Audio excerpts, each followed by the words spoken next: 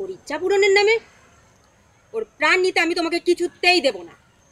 এসব কি বলছো তুমি? আমি কেন ওর পরাণ নিব? মেজো দিদি, জুনি আমার কাছে একটু জিনিস চাইছে, আমি দেব। তুমি তো পরের কথা, তোমার ওপরের কেউ যদি এসে আমরা লাইক হয়, আমি শুনবো না। এই মেজো, মেজো ভাবি, আমার কথা না শুনে তুমি নিজেই নিজের পায়ে কুড়োলটা মারলে। এবার দেখো জুনিকে কদবেল খাওয়ানোর অপরাধে তোমার কি অবস্থা করি আমি।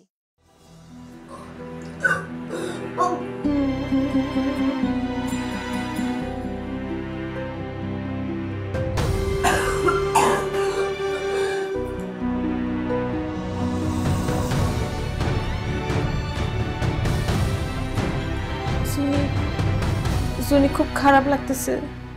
ও জুনি, দেখো মা, দেখো তোমার গুণতার বউয়ের কারবারটা একবার দেখো। তোমার সেজো মেয়ে যার নাকি বমি করতে করতে পড়া যায়, তারে সে কদবেল খাইয়েছে গো। আমি নিজে ওকে বারণ করেছিলাম। তোমার গুণদার বউ সে কথা শুনলে তো এবার এই কর্তার বউ কিনা তাই নিজেকে তোমারও ওপরে ভাবা শুরু করে দিয়েছে মা। মেজো দিদি, এসব তুমি কি বলতেছো?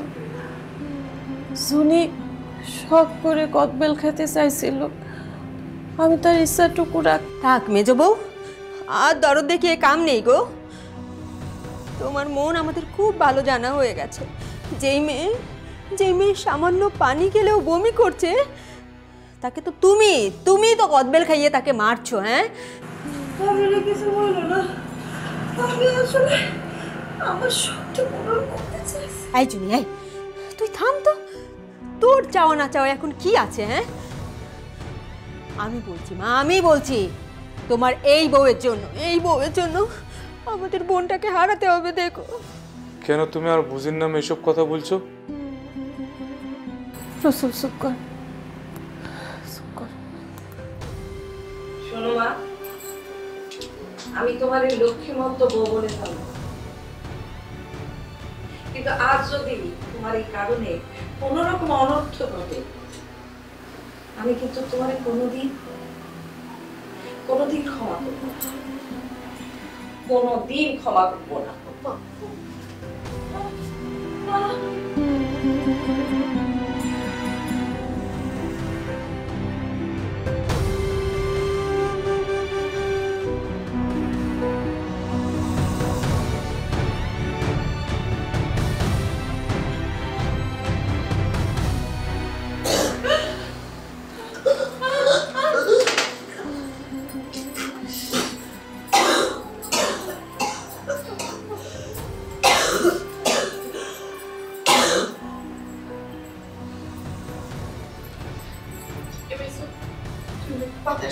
আমি একটু দাওয়ার ব্যবস্থা করি।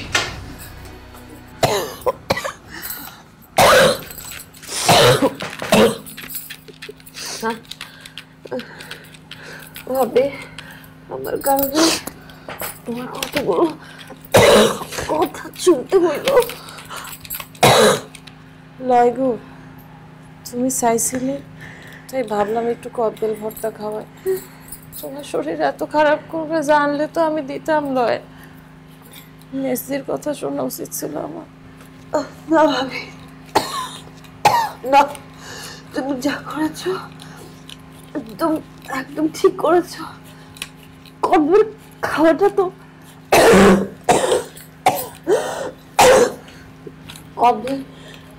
তো ওর ইচ্ছা ছিল না, তুমি আমার ইচ্ছা পূরণ করেছো। আর আমি জানি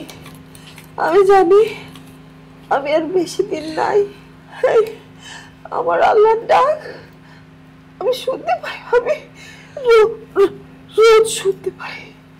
তবা এই জুনি, এরকম কথা আর বলবা লাগে ভাবি, যেটা সত্য, যেটা বাস্তব